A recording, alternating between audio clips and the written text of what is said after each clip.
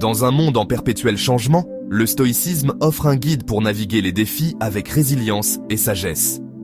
Il nous enseigne à nous concentrer sur ce que nous pouvons contrôler et à accepter avec grâce ce que nous ne pouvons pas. Développé à Athènes, il y a plus de 2000 ans, il reste pertinent aujourd'hui. Ces principes offrent un chemin pour vivre une vie plus significative et plus épanouissante. Le stoïcisme nous arme d'outils mentaux pour affronter les problèmes avec courage. Il met l'accent sur la vertu comme seul bien et nous enseigne à trouver le bonheur en nous-mêmes. En comprenant les principes stoïciens, nous pouvons cultiver la paix intérieure et construire une vie pleine de sens. Le stoïcisme est né à Athènes au IIIe siècle avant J.C., fondé par Zénon de Citium. Zénon, un marchand phénicien, a perdu toute sa fortune dans un naufrage. Cet événement est devenu un tournant fondamental dans sa vie. Il est arrivé à Athènes en quête de sagesse et a découvert les enseignements de Socrate, notamment à travers le philosophe cynique Cratès. Impressionné par l'importance que les cyniques accordaient à la vertu et à l'autosuffisance, Zénon a développé sa propre philosophie, qu'il a commencé à enseigner au portique Poikilée, une colonnade couverte à Athènes. Ce lieu a donné son nom à l'école de pensée fondée par Zénon, le stoïcisme. Les enseignements de Zénon ont trouvé un écho auprès de personnes de tous horizons, attirées par leur aspect pratique et leur accent sur la vie en accord avec la nature. Contrairement à certaines écoles philosophiques de l'époque, le stoïcisme était ouvert à tous, quel que soit leur statut social ou leur origine. Il a rapidement gagné en popularité, se répandant dans les mondes grecs et romains. Au cœur du stoïcisme se trouvent 4 vertus cardinales: la sagesse, la justice, le courage et la tempérance. Ces vertus servent de principes directeurs pour vivre une vie vertueuse et épanouissante. La sagesse implique la recherche de la connaissance et de la compréhension, le discernement entre le vrai et le faux, et la formulation de jugements solides. La justice englobe l'équité, l'honnêteté et le traitement des autres avec respect et dignité.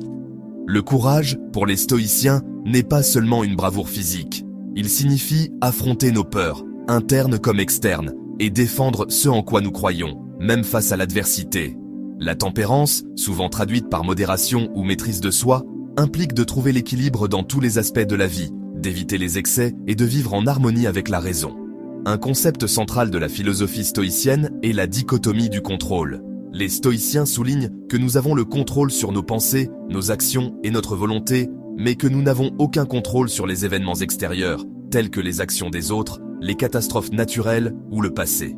En nous concentrant sur ce que nous pouvons contrôler, nous cultivons la paix intérieure et nous nous libérons des souffrances inutiles. Voie stoïcienne à travers le temps. Sénèque, Épictète et Marc Aurèle. Les enseignements du stoïcisme ont été développés et popularisés par une série de personnalités remarquables qui ont incarné ces principes.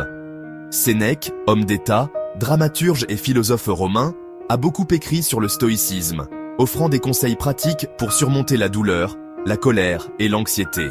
Ses lettres à son ami Lucilius offrent une sagesse intemporelle sur la façon de vivre une vie vertueuse et significative.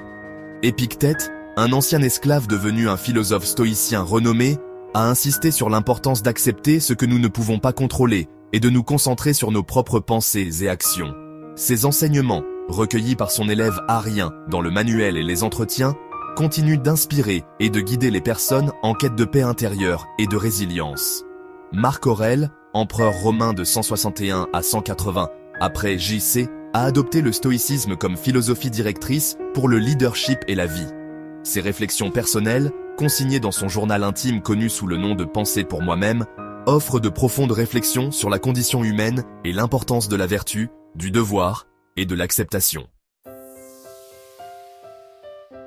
Stoïcisme moderne. Trouver la paix dans un monde chaotique. Le stoïcisme connaît un regain de popularité aujourd'hui. Sa sagesse pratique trouve un écho auprès des personnes de tous horizons. Des chefs d'entreprise aux artistes, beaucoup trouvent du réconfort dans la philosophie stoïcienne. L'accent mis sur la conscience de soi et la régulation émotionnelle est essentiel. Il offre des outils pour cultiver la paix intérieure et la concentration. Pratiquer la pleine conscience et la réflexion nous libère des schémas réactifs. Le stoïcisme fournit un cadre pour gérer l'adversité. En acceptant ce que nous ne pouvons pas contrôler, nous cultivons la résilience. La beauté du stoïcisme réside dans sa simplicité et son aspect pratique. Et ces principes peuvent être appliqués par toute personne qui s'y met. Merci de nous avoir regardés. Maintenant, s'il vous plaît, likez, commentez, abonnez-vous pour plus d'épisodes et partagez. À bientôt pour le prochain épisode. Magic World by RGP Films.